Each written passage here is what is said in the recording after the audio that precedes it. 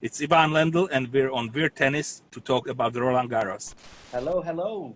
The man, the How myth, are the you? legend, Mr. Ivan Lendl. Thank you very much for joining us. Nice to be with you. You're in your. I can see you're in your office. I am in my traveling office. Yes, I'm going to hold it. That's going to be better. Nice. Your arm is gonna get sore, man. Need some exercise. Okay, good, good. Where are you? Where are you in the world right now? I am in a place called Goshen, Connecticut. Okay, that's where you live? That's where we live, and we don't have very good reception at home. So I decided to travel to a place where I'm sure I'm not going to get lost with the reception. Very professional of you. Very professional of you. Are you? Is this your golf club, or are you still? You're still. I'm actually at a parking lot in front of school, middle school in town. Okay. I hope that doesn't get weird in any way. Yeah. Unless the policeman comes and asks me what I'm doing here, probably not.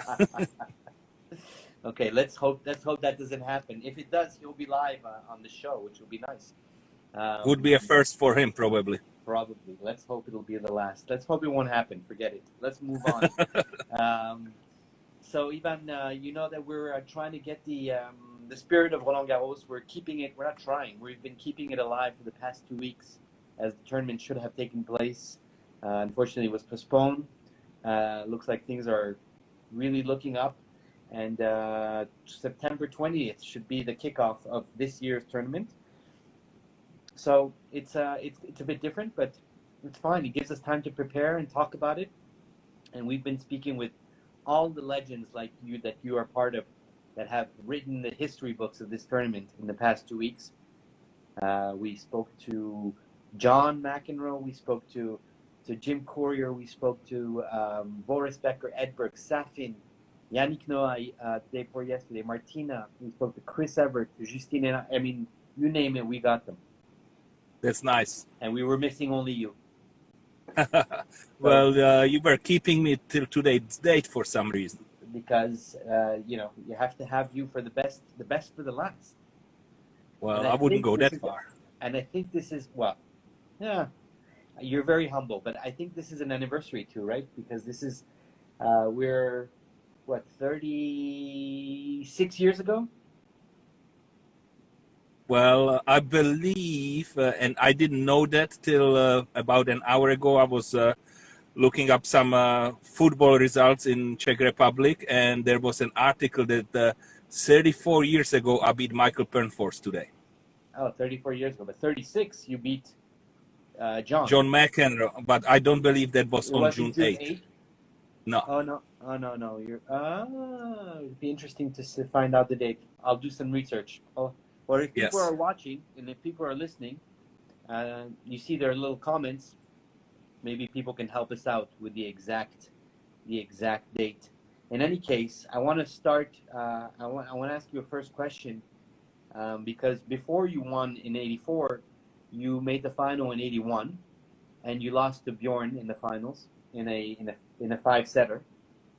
And I want to know how that defeat helped you in '84 against John, or did it? Well, I'm not sure it did. I think 1981 with Bjorn, it was something new for me. It was my first major finals, and even though it was 5 sets, I don't think it was really that close, because the 5th set was 6-1, and Bjorn was always set ahead, and I was always playing a catch-up. And well, I shouldn't say that it didn't help me, because every time you're in a major finals or semifinals, you get a lot of experience, and in some way, eventually, that's going to help you. But yeah, it was a long time ago. It was a long time ago, but listen, it's a long time ago, but it happened. We're not making this up, right? Yes. So okay, so in that case, we moved to the '84 final, and I want to know what happened in that final, because you're down 2 sets to love. You're down 2 sets to love, and things are really not looking good. And I want to know if you can pinpoint a moment where that match turned. If something happened, if you were able to say, Yeah, I know exactly what happened and why that match turned, or why he didn't finish me off in 3 sets. Well, I don't know exactly, but at some point in the third set, it was a warm day, and somewhere in the third set, John got distracted with a TV camera or something, and I happened to jump ahead and win the third set. And then it became much more physical because it was a warm day and the match was stretching on. And I felt pretty good about the fourth and fifth set because of the conditioning, and in the end, I was very fortunate to win it. So you felt that the longer the match would go, the more it was in your favor? I thought so, yes. Was that something you knew, that you were physically stronger than him? Or did you know that he wasn't physically, the fitness wasn't his forte? Well, I think you're looking at two different players. You're looking at a player with a lot of touch and with finesse and artistry, and you're looking at a player who uses a lot of strength and force, and with that comes conditioning. And the longer the match goes, harder it is to play with touch and keep that touch going, and easier it is to keep using your strength if you still have it. Mm-hmm. Here we have somebody who's saying 6'3", 6'2", 2'1", love 40. So that's when it happened with the camera. I guess that's when it happened, yeah. And that's when John actually took the microphone and said "shut up" into the microphone, right, of the cameraman. I guess he wasn't talking to me then. No. He was. No, I know. I'm just joking. No, I don't think so. I think he was too scared of you. I don't think he was scared of me at that point, because he destroyed me in Düsseldorf the week before the French, and 2 weeks earlier at Forest Hills in the finals, he destroyed me both matches, 3 and 4, or 2 and 4, and that. So your victory, you're beating him. Well, I mean, you won the French Open, and that's one thing. But beating John McEnroe that year was an amazing exploit, because he only lost 3 matches that year in the whole season. Yes, John had a fantastic year in '84, and anytime you can win a Grand Slam against #1 player in the world, or in case you are the #1 against #2 player in the world, it's always special, because you beat the best available in the finals. And for a first too, your first. I mean, yes, and I can go back to coaching, and when Andy Murray won Wimbledon and first Wimbledon and U.S. Open, he beat #1 player in the world, and it's always special. And you were with him. You were with him then. Yes, and it was great to watch. I'm sure. Well, it was great for us to watch. You look stressed, though, by the way. Right now? No. When you were watching. Then. Oh yeah, I was always working. I was always looking at, okay, this is what we worked on, and this is working, this is not working. I need to do a little bit more of this in practice, and so on. So people think you just sit there and watch. Actually, no, I was working and thinking about the next day. But the next days, when you're, we're getting a little, leaving subject a bit, but the next day of a final, there's nothing. The final is like, even during a final, there's no way to relax when you're a coach, I guess. No, because there is the next tournament, next major, and you're still looking at what you need to improve on your player and how you can help him to win the next one. Mm-hmm. And how do you feel about maybe being able to help him during a match? I would love that. I would invite that opportunity. I'm not sure I would like to be mic'd so everybody can hear what I'm saying, because you would like to keep your tips or suggestions away from people so you can use them again. Mm-hmm. If you use them during the match, next time everybody knows what you're going to say, or about this or about that. But you're in favor of coaching a player during a match? I don't feel strongly about it, but I'm okay with it. Okay. Yeah, I mean, tennis is one of the only sports, right, where you cannot speak to your coach.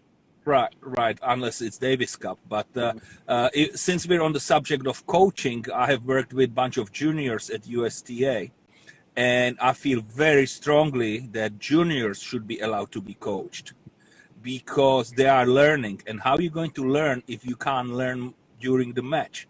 If I can tell a 12 or 14-year-old, listen, you're doing this, try to do this, see how that works. He's beating you this way, take this away from him, let him beat you some other way. They learn so much quicker, and I think for kids it would be fantastic. You don't think the learning process has to come alone in those moments? It still does, because if you're there only once a set, there is still 12 games they play alone. But you can help them and speed up that process. Okay. Let's go back to that 84 final. We spoke to John the other day, and he wanted to know if you would be okay to trade your semifinal junior loss to him for that 84 trophy. No, but I can make other trades if he wants. Okay. I'll. Maybe he's watching. John, if you're watching, Ivan is ready to negotiate. I want to find out, when you're down 2-0, is there any time when you're thinking, I'm gonna lose another one, or even worse, am I ever gonna win a Grand Slam final, and am I cursed? Do those thoughts cross your mind at any time? Well, of course, you realize what the situation is, and 2-0 down is not a good place to be. But we have been trained since we're kids to problem solve. And you try to problem solve and see if you can come up with solution how to turn it around. Okay. But when you're down 2-0, what are you thinking? Then what do you think? What is the solution? What's going on here? What can I do? Can I do certain things and maybe turn it around? And do I need to be more physical? Do I need to make the rallies longer? Do I need to come to the net myself to push him away? Maybe I should use more lobs because he's coming close to the net, and so on and so on. So you're evaluating all these things. But keep in mind, which not too many people probably remember, when I won my first ATP Tour title, or the Masters at that time, I beat Vitas Gerulaitis, and I was 2-0 down, and I won that match. So I did have something to fall back on and say, hey, I have done that before. It could happen again. Yeah, because that's the hardest challenge in tennis, right? Coming back from 2-0 in a final of a major or the Masters or in a Davis Cup match. I mean, there's it's you 2-0 down, you're in trouble. There is no doubt about it. And unless you have played like a total knucklehead and you gave the sets away, if the opponent is outplaying you, you're in big trouble. And that was the case in 84. Yeah, I was sitting in the stands. I was 10 years old, Ivan. You were born already then, 36 years ago? I was 10 years old. I remember clearly, because you said it was a hot day, I remember clearly the sun was very, very, very hot that day. And I remember also, it was tough to follow tennis for me, a long match like that. And I remember that match would just not end. Such a long match. Well, it finally ended right. It did end right. It must have been a relief to see that volley fly out into the tram line. Actually, funny enough, many times I have wondered how did he miss that volley, because it was a relatively simple volley, and when I was with the USTA juniors, their video guy put a montage together for the juniors to watch that finals, and he put all the winners throughout the match. And somewhere in that fifth set, there was the same situation. John from that side served out wide. I chipped the return, and he put that volley into my forehand corner, and I ran there and hit a topspin lob. And after that, I realized maybe that's why he missed it, because he was afraid that if I get there, that the topspin lob could come again. So that previous point, maybe 4 games earlier or 8 games earlier, may have caused him to miss that. I never understood it, but when I watched that, that came to my mind. Well, I mean, when you're playing, when you're facing a guy who is going to chase down everything, he's forcing you to play those lines, to play really the extreme zones of the court, right? Yes, but that was amazing, Eli. That was identical identical point except different result with John making that volley reasonably deep, and I hit a good topspin lob, and I think that's what caused him to push it wide because he wanted to hit it that little better. Mm-hmm. And you never talked about this with him? No, I didn't see that until about a year ago. That's interesting. What relationship did you guys have? Did the relationship change after that? After the match in Paris? Since that match? Well, I think the relationship has changed once we retired, and we were not competing against each other the entire time. That's very, very difficult to be so competitive and have any kind of a relationship. We're also from different countries, different friends, and so on. And when you were both on the tour, what was your relationship like? Very competitive, very, very competitive. Meaning that what does that mean? That means that you never spoke to each other off court? We said hello in the locker room, and that was about it. There was no need really to have any other conversations. And we did a podcast during the US Open last year, and I think Mats was moderating it, and he mentioned something about, well, how did you do this? And I said, well, I sat back and talked to a couple of my friends and came up with a plan how I need to get better and what to do to play John or Jimmy. And John was very interested in what I thought I had to do to improve to start beating him more. And so that was pretty funny. Who was in your clan in the locker room those days? I didn't spend much time in the locker room. I didn't like being there if I didn't have to. If I was before the match, obviously you never know what time you're going to play and how long it's going to take the match before. Yeah, you spend time there, but you're focusing on your match. And then after the match, I would usually do my press conference and leave because I thought it was just sapping energy away from you. Mm-hmm. But so you didn't have a group of guys that you usually hung out with or had meals with or traveled together or? No, obviously when we were in Europe and a lot of Czech guys were there, we were always friends, and we would talk to each other, see how our football team or hockey team is doing, and so on and so on. And but in America, I spent a lot of time with Bill Scanlon. Bill and I got to know each other very early on and played some doubles and had a lot of fun together. Mm-hmm, mm-hmm. I'm just going to say this. I've been to Ostrava, I think 3 times. Really? Yeah. That's probably more than me lately. So for those people who are watching who don't know, Ivan is born in Ostrava, which is a town in north of the Czech Republic, not too far from the Polish border, right? More Correct, about 10 kilometers to Polish border. Yeah, with very industrial, a very industrial town. Coal mining and metalworks, yes. And that's where you learned to play tennis. I learned to play tennis in the courts in the park over there, and I went there a few times to have a look how it changed. And unfortunately, my favorite court was gone. There was a little sunken center court, which took a little getting to. It was not right out the door of the clubhouse, and I would always park myself there for the whole afternoon if I could, with somebody who could last that long, and we would play as long as we could. There's a nice, very nice arena there, and yeah, I've been to a number of Davis Cup and Fed Cup matches there. So anyways, I just thought I'd throw that out there, you know. Yeah, the arena wasn't there when I was growing up. They played hockey in a different arena, but a friend of mine bought the hockey team. He used to play when I was a little kid, and I would go and watch. And then he was the owner of the hockey team, so I went there a few times and watched the hockey with him. And then I played an exhibition there with Bjorn Borg, which was very exciting. But it was nice that we had one indoor court, and we didn't have too many hours a week as kids, because it was one indoor court for the entire club. So A team, B team, 18 and under, and then only 14 and 12 unders came, right? But I would go there every day from school and sit there and hope somebody doesn't show up. So I would do my schoolwork there, and if somebody didn't show up, I would end up playing. So I probably averaged 2 hours a day anyway.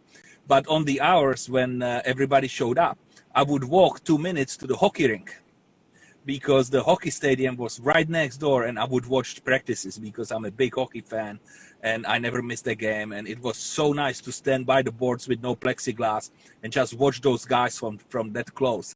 And one of the players then later on, he didn't play at that time, but he was a great tennis player. He won Czech nationals 18 and under, and he started playing for our home team. And he played tennis at a different club, and him and I would practice for hours and hours because as a hockey player he had fantastic conditioning. And when I got to be 16 and so on, I started hitting a lot of topspin short cross courts, and not many players wanted to play with me because they had to do a lot of running.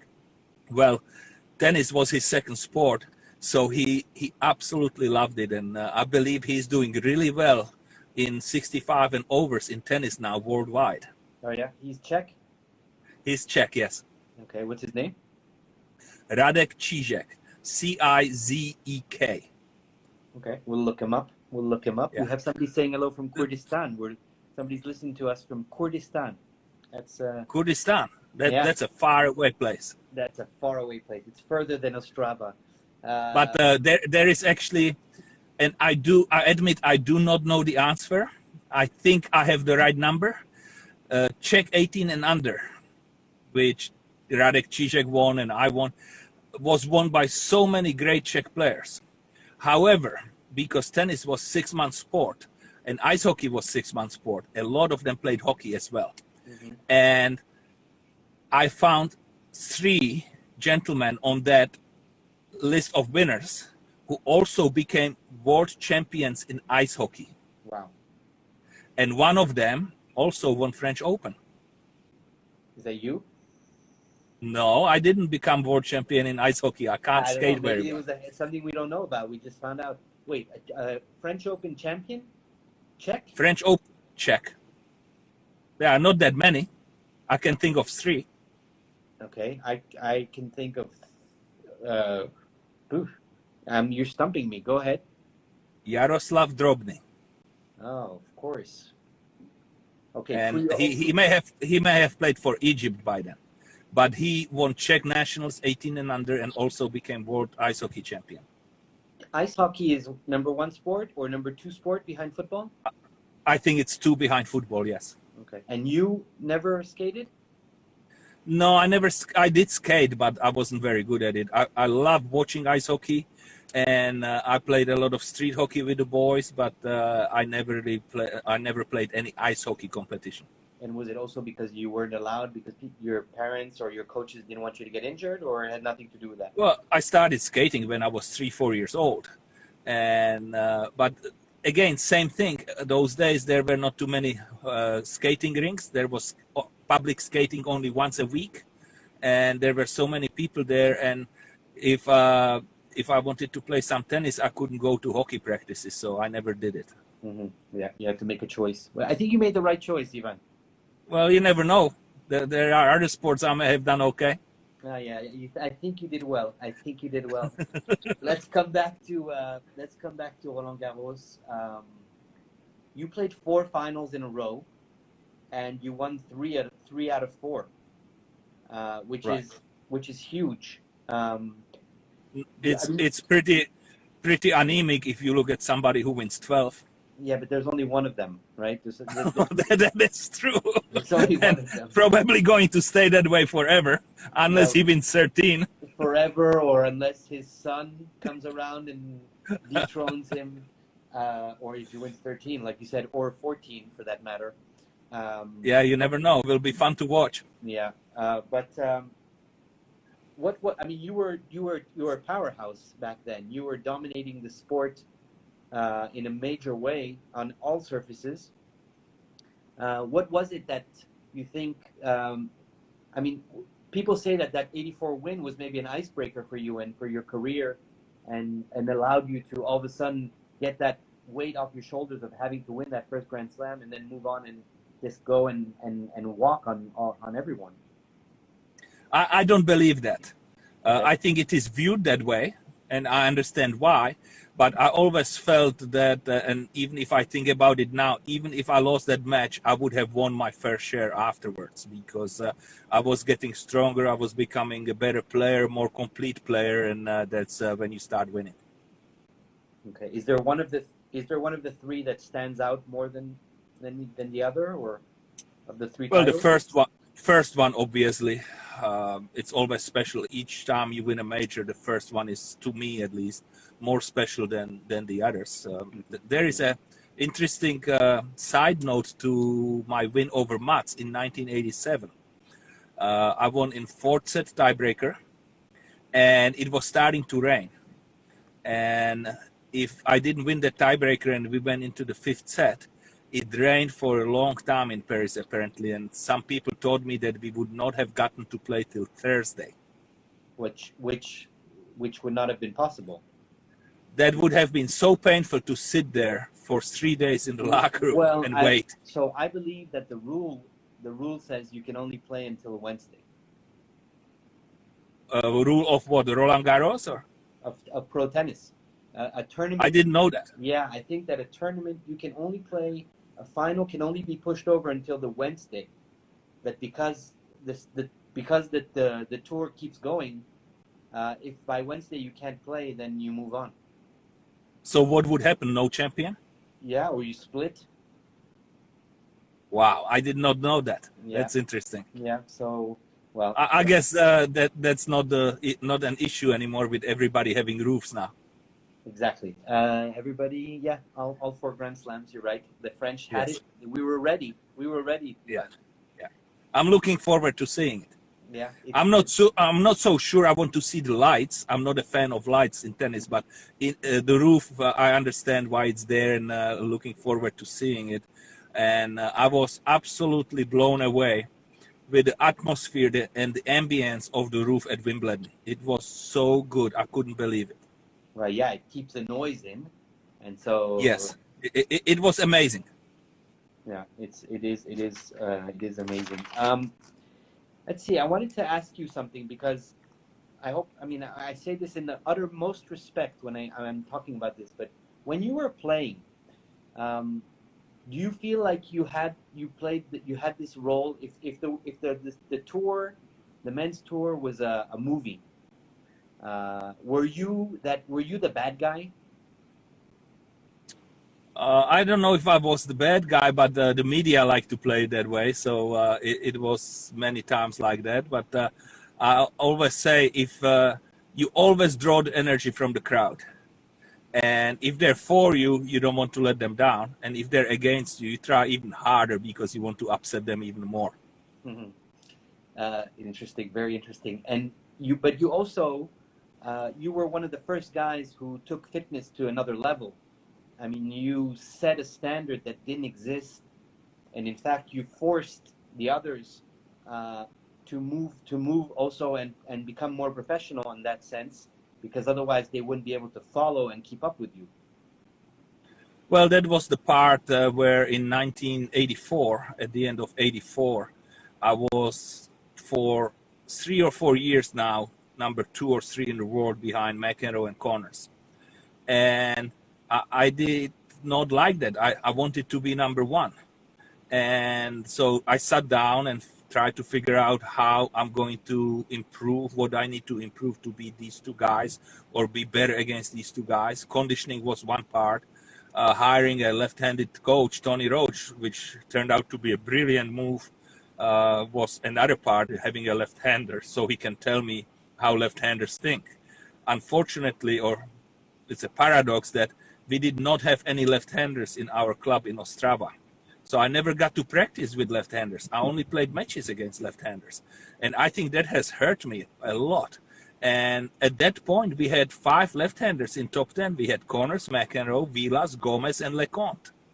And that was always difficult for me to play the left-handers. So getting a left-handed coach where I can see a lot of serves left-handed and I can see hitting left-handed on the other side of the court and so on was one of the reasons I hired Tony Roach. And as I say, it was one of the best things I did in my life.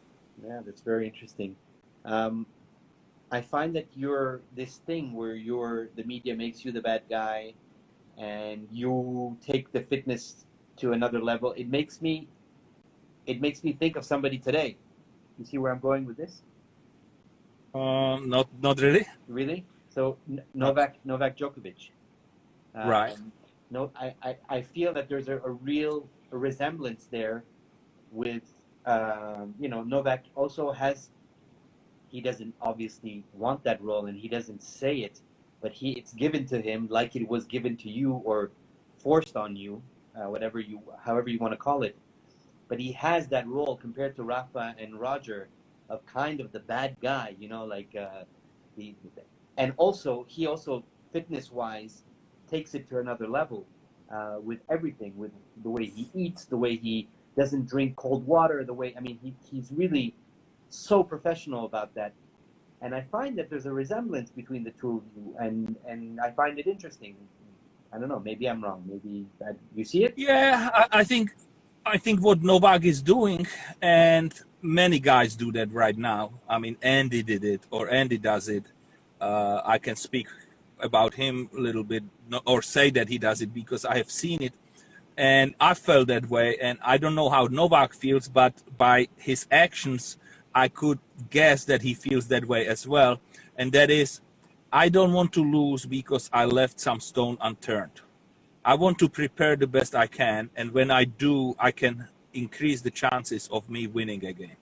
And that's what it's about. And it's a competition, and you either win or you lose. And trust me, Eli, the feeling of winning is a lot better than feeling of losing. I'm sure. I'm sure. I mean, even at my little level, it's the same thing. So, Yeah. so So why? So the question would be, why not try everything I can to get better and win more?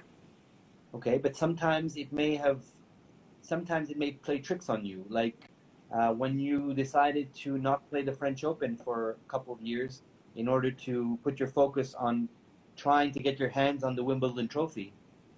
At the end of the day, you didn't get the Wimbledon trophy, and you maybe missed out on some French Open trophies. Well, I need to correct you there. I did not play once by choice and once by injury. Okay. In 1991, I was injured. 1990, I chose not to play. It came actually quite interestingly because in 1989, when I lost to Michael Chang early, or on the first Sunday or so, it gave me an extra week of grass Preparation. practice, Mhm. and that was the best I played at Wimbledon till then. And so Tony Roach and I sat down and said, here we go. We need to make choices. Would winning another French Open make a big difference in my resume, or would winning a Wimbledon make bigger change in my resume? So sometimes you have to roll the dice, and you do, and sometimes you win, sometimes you lose. However, I feel very strongly that I did everything I could to win Wimbledon, and it just didn't happen. Mm-hmm, mm-hmm. Do you regret that choice, or you would do the same thing over again? I would do it over again. I think it was a good choice. Mm-hmm. Do you have any regrets of anything you've done in your career, or are you Every just match I lost, I regret. but you're not the sole decider of that, right? Unfortunately, there is always another guy on the other side of the net who wants to make me regret more. So, but career choices. I mean, career choices. Is there anything that you would go back and turn around now that you know everything? Look, it's so easy to say, isn't it? With all the experience you have, I would have done this and I would have done that instead of this and that. But that's the thing which we talk about, coaching and so on and so on. With that experience is what makes the players who have been successful kind of unique as coaches, because they have that experience. And I can tell a younger player saying, hey, you do what you think is right. However, this is what happened to me, and give him my story and evaluate how it worked or didn't work for me. And then he has to make his decision to be at peace with. But he gets more information, and you can't get it anywhere else. Mm-hmm, mm-hmm. I mean, I'm listening to you speak, I hear a coach speaking very clearly. I hear a coach speaking. Well, I coached as recently as for 12, 14 months ago. I didn't play since '94, so yes, I'm more of a coach than a player now. Yeah, but I mean, it's very clear. The way you speak, the way you're using your experience, the way you're very, very confident in what you're saying, and I'm surprised to not see you coach a professional player these days. Well, there is no tennis going on right now, Oh, right? okay. But Easy. that's another thing. I am a strong believer that if you coach, it has to be a great fit, like Tony Roach and I were. We were a great fit, and also I have to believe that I can help that player. There are many players, or there are a number of players who approached me, and I didn't believe I can help that very player. But if there is a situation where I believe I can, and it's a good fit in terms of how we think about the game and so on and so on, it may happen again. So, But so you it felt does that. not make, I'm sorry, it does not make any sense to be, if I'm going to coach you and you think you should come to the net and I think you should play more from the baseline, we're never going to achieve anything for you because we don't agree on stuff. We have to be somewhat similar to start with. Mhm. And so, how did it happen with Andy? He came to speak to you, and you felt that there was something to be done. It was actually more complicated than that. I got a call from Darren Cahill, who was with Adidas and was friend with Andy and so on. If I would sit down with them or talk to them about who they should hire as a coach, and so we sat down and we spoke for 3.5, 4 hours. It was Darren, Danny, Valverde, and Andy. And we were talking about tennis in general and his issues on the court and how he plays Roger, Rafa, and Novak, and so on and so on. And I was asking as many questions as Andy was, and they were throwing out names. What do you think about this guy? What do you think about that guy? And we said goodbye. I wished him luck, and so on and so on. I get another call about a week later, and saying Andy would like to know if you would be interested in that. I said, well, that's totally different story. We need to sit down again. so we did sit down again for 4 hours or so, and we talked about it, and we agreed that we will give it a try. Wait a minute. Who was buying drinks during these meals, these sit downs? Who was buying the drinks? Coke is not that expensive. Oh, okay, sure. And Oh. you can't drink anything else because you need to be clear. Okay. So nice. And then that was a good fit though. Like, you guys made a good fit. It was a great fit, yes. I mean, he's a great guy. Andy Murray is a person that, when people who see him on court and don't really know him have this vision of him that he's very cold and he's very, I mean, his facial expressions are very tough. But in fact, I mean, I've spoken to him many times off court, had dealt with him professionally, and such a nice guy, and with a great sense of humor, fantastic sense of humor, and very laid back, extremely laid back. Yeah, people couldn't be any more wrong about what they think of Andy. Andy's a fantastic guy, very, very clever, very funny, good sense of humor for practical jokes and so on. Mm-hmm, mm-hmm. And how is your relationship with him today? Yeah, when we talk, we enjoy it, and I always look forward to seeing him. Okay. So if the right player comes around, you're up for it? Well, I'm 60 years old, and I still think I have something to offer. I'm not terribly senile yet. I can still get around the world, and I can pick up balls and offer some advice. Yes. Okay. For those players who are out there watching, agents, coaches, parents, you heard it. This guy, Eli, you're out, right? I'm out, but you're in. You're on the market, and it's official. I have a couple of. I didn't hide that fact. It's nothing new. Okay, good. A couple of things I want to ask you. I don't want to talk about Michael Chang's underarm serve because I think you've heard that way too many times. However, yeah, but let's talk about it actually. Okay, but no, it's very interesting because I keep hearing from people that, it was this and it was that, it was disrespectful, and I didn't find it that way. And Michael and I get along tremendously well. And we talked about it, and we still laugh about it today. And Andy was practicing with Nishikori one day, and the guys talked Nishikori into serving first point underhand, and we had a good laugh about it. It was pretty funny. I think what people know less is that, in fact, before Michael Chang did that to you, you yourself did it to John McEnroe in the 80s in a tournament in Dallas, correct? I don't remember that, but doesn't surprise me. You don't remember it, or you seriously No, don't remember it? seriously don't remember okay. it, Well, but does not surprise me. But I do remember that I played many players, and in the early days, in the early 80s, I had what you would consider big serve, and I was hitting the corners pretty well, and the guys would stand all the way back on the fence, and I would use underarm serve just to bring them in. Yeah, you did like a backhand flick. And no, it was kind of almost like a little toss it, slide it on the racket, and just hit it like a drop shot. Yeah, it was weird. It was, but against John, the ball just bounced twice. He didn't even move, and it was an ace. And you just walked to. It was a game point, and then you just walked to the chair. I think that's what happens when you win the game. When you win a game, yeah. When you win a point, no, but that was the game point.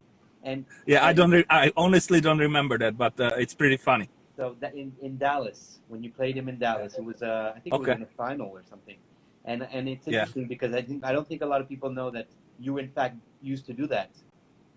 Yeah, I wasn't the only one. There were a lot of players doing that. Yeah, and what is amazing to me is Nick Kyrgios starts doing it, and people talk about the fact that it shouldn't be done. It's lack of respect, this and that. But like you said, when a player stands 8 meters behind the baseline, why not, right? Yeah, but the times have also changed. Huh? What was okay then, it's not okay now. Why? I mean, I hate to. I don't know. Things change, and I make fun of the fact that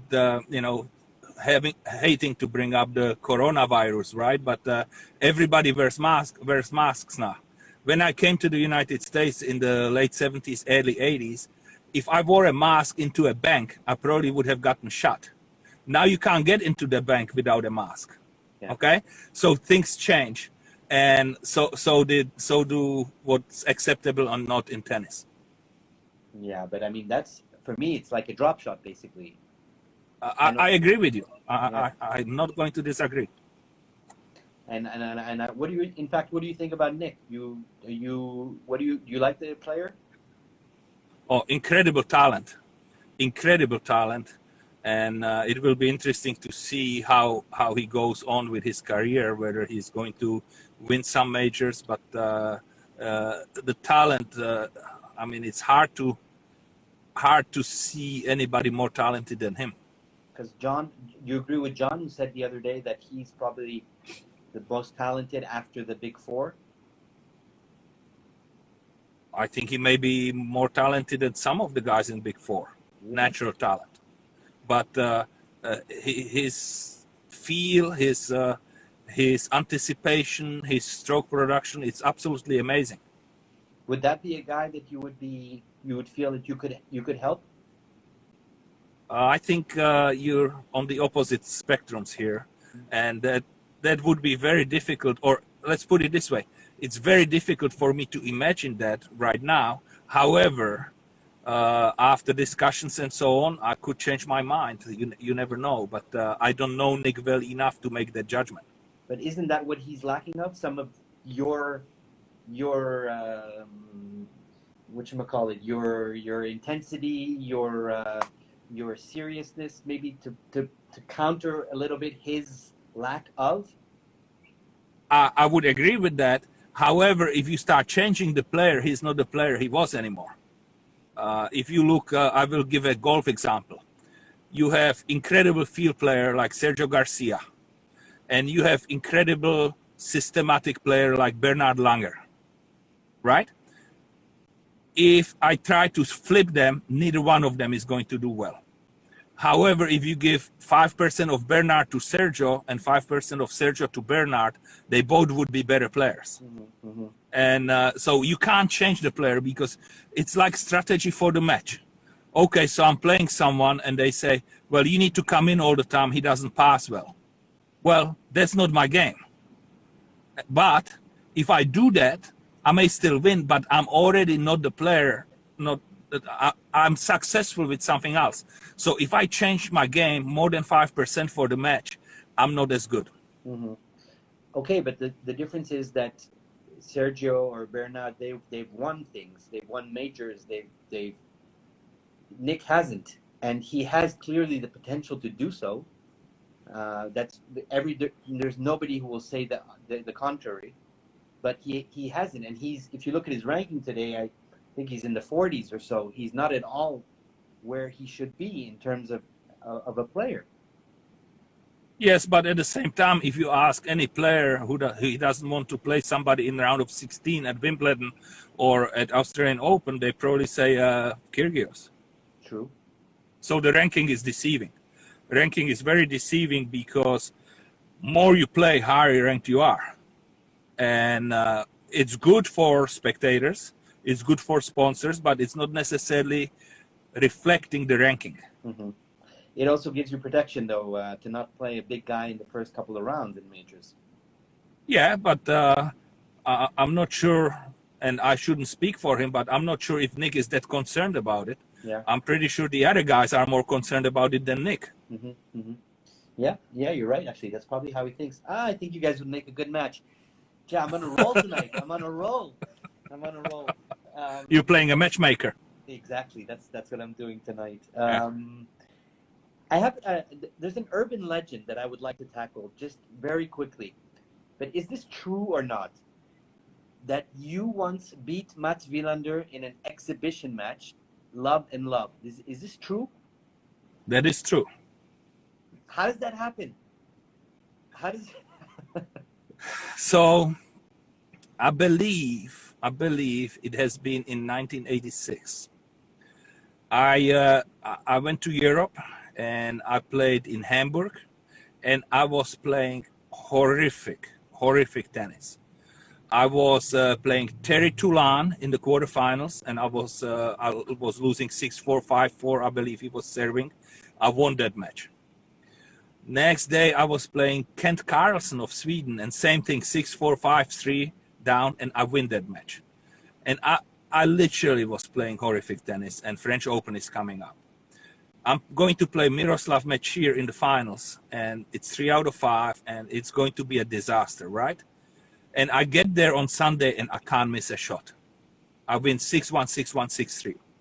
Get on the plane, go to Barcelona, and going to play 4-man event with Henry Leconte, John McEnroe, and Mats Wilander. And I'm playing Wilander on Monday.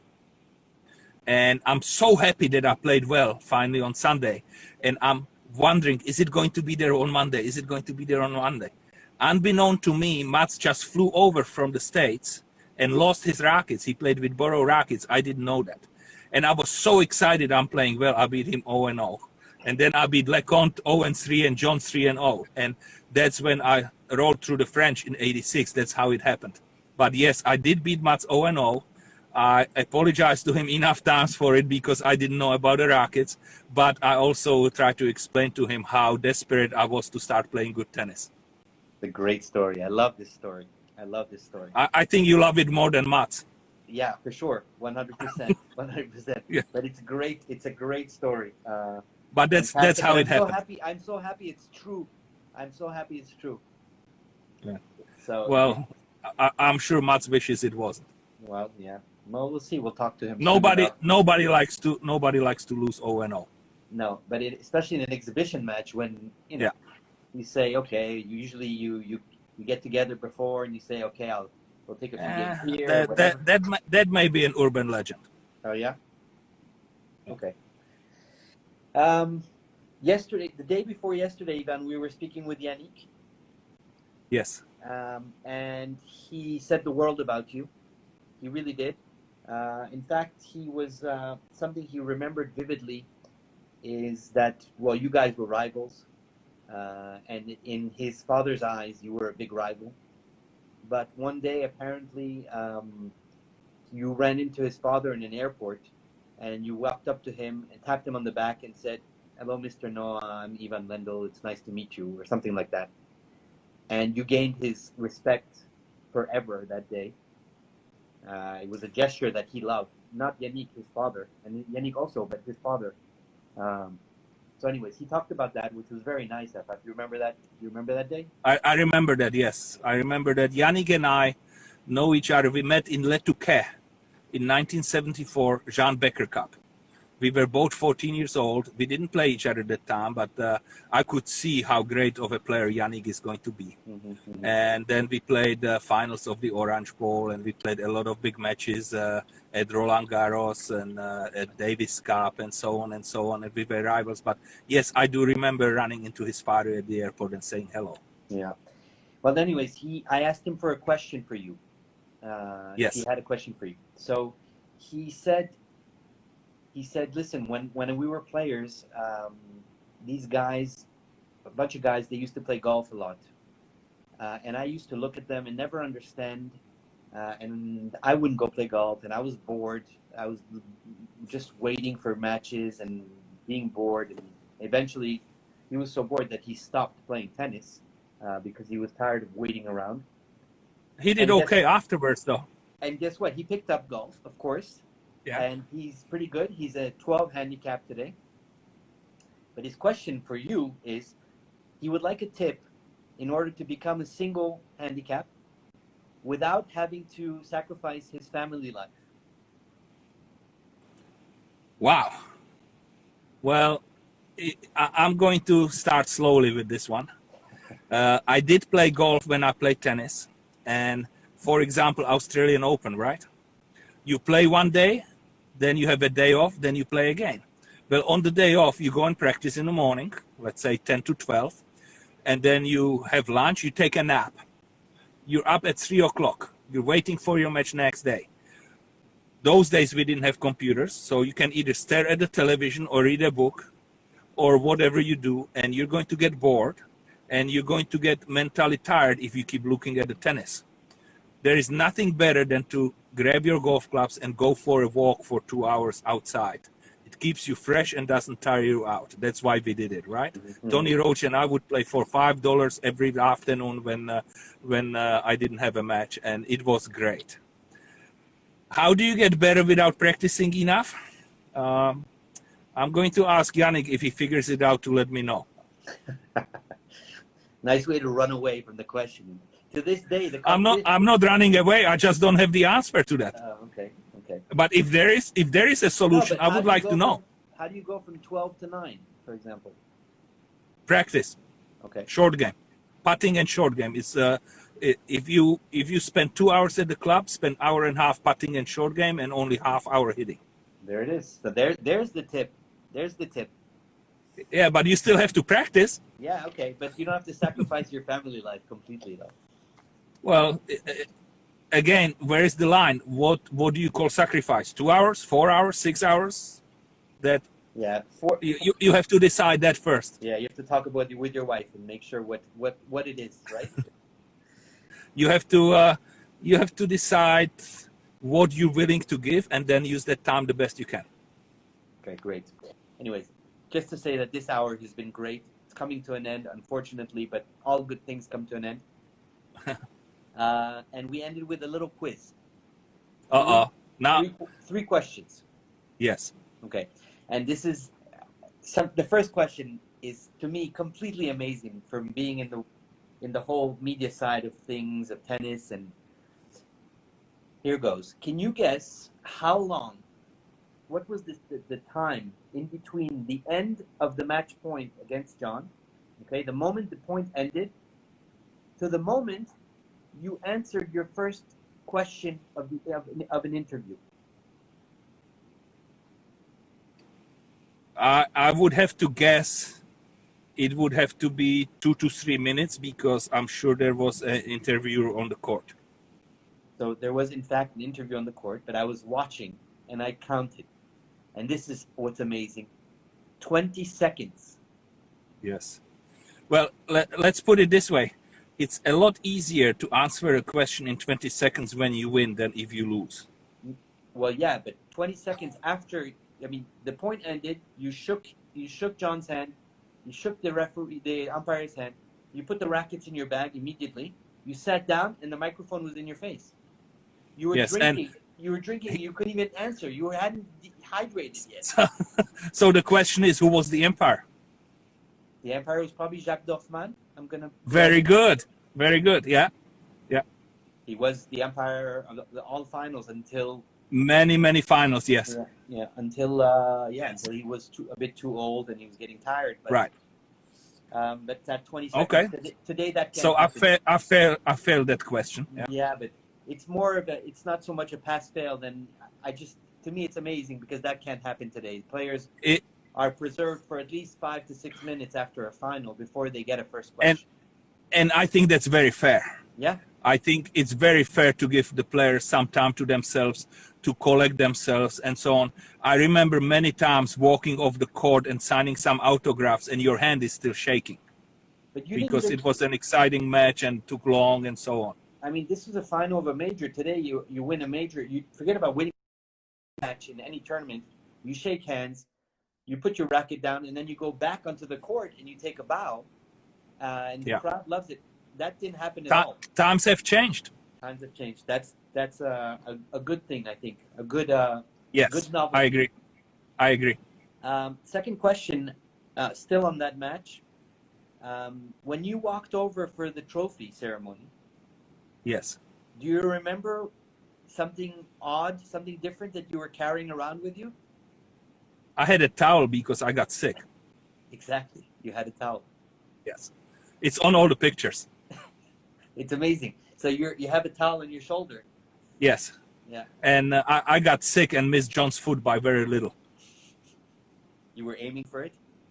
No, I was not. No, I was not. I mean, they are, just like saying hello to your opponent's or rival's father at the airport. To me, that's nothing special. That's just a normal human behavior. And just like when I see Andy's mom, I say hello every time. And just like when I saw Boris's parents, I would say hello every time. And that was just a normal thing to do for me. And if you're getting sick, you try to turn your head and not throw up on somebody's foot. Yeah, that's sort of a normal thing to do. I agree with you. Yes. So that was because the match was so intense and everything was happening so fast. I think the length of the match, I was physically very, very tired at the end of the match. And I have friends who were in the locker room afterwards, and they spoke to me about it. I don't remember them being there. Oh, really? Yeah. You also you were drinking a French drink called Genie, which is an old French drink. It's like a fizzy lemonade. Yes. And you threw down like 2 or 3 bottles very quickly, and maybe that also didn't sit too well with you. Very good chance, but it didn't really matter at the end, did it? No, it didn't. And the final question is: aside from John, in that campaign, who was able to take a set from you? You remember? In that tournament in 1984, you lost. I know I beat Mats 4-4 and 6 in the semis, and I do not remember. I'll give you a hint. He's from South America. And he won the tournament. Yeah, I do remember now. Of course I remember, because each French Open, 84, 86, 87, I won. I beat one of my best friends on the tour in the quarterfinals, and it was Andres Gomez. It was, in fact, Andres Gomez, who took the second set in a tiebreaker. Yes. And it's funny enough that one year, which I won, I don't know if it was 86 or 87, I beat him 6-7, 7-6, 6-love, 6-love. Since we were talking about 6-love, 6-love. It was 6-7, 7-6, love and love. It was in 86. And in 87, I believe I beat him 6-4, 5-7, 6-1, 6-1. 5-7, 6-4, 6-1, 6-1. There you go. Yeah. Not bad. Not bad at all. Not bad at all. So he was. I said I'm only a little bit senile. Yeah, exactly. He's a close friend of yours. He was.